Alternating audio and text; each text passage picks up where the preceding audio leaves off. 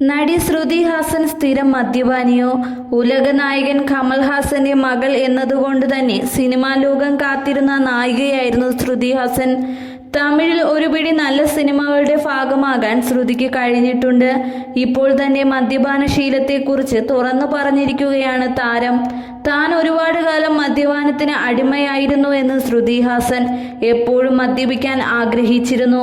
മദ്യപാനം നിർത്തിയിട്ട് 8 വർഷമാകുന്നു. അതിനാൽ തന്നെ ഇപ്പോൾ പാർട്ടികളിൽ പങ്കെടുക്കുമ്പോൾ മദ്യപിക്കാതിരിക്കുന്നതിനാൽ മറ്റുള്ളവരെ സഹായിക്കാൻ പ്രയാസമാണ്.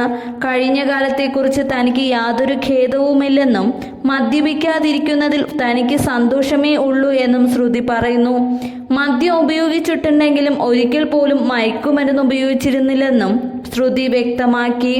മദ്യം ജീവിതത്തിലെ പ്രധാന കാര്യമായിരുന്നു, എന്നാൽ അതൊരിക്കലും തന്നെ പോസിറ്റീവായ കാര്യമല്ല. മുമ്പ് സുഹൃത്തുക്കൾക്കൊപ്പം എന്നും മദ്യപിക്കാൻ ആഗ്രഹിച്ചിരുന്നു. പ്രഭാസും പൃഥ്വിരാജും ഒന്നിച്ചെത്തുന്ന സലാറിൽ ശ്രുതിയാണ് നായിക. ഈ വർഷം പുറത്തിറങ്ങിയ 2 ഹിറ്റ് ചിത്രങ്ങളിൽ ശ്രുതിയും ഭാഗമായിരുന്നു.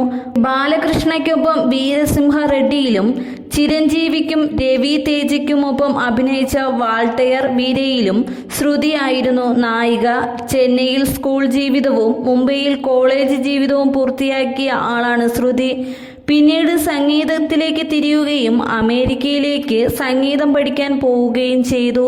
തൻ്റെ 6ാമത്തെ വയസ്സിൽ പിതാവ് അഭിനയിച്ച തേവർ മകൻ എന്ന ചിത്രത്തിൽ പാടി.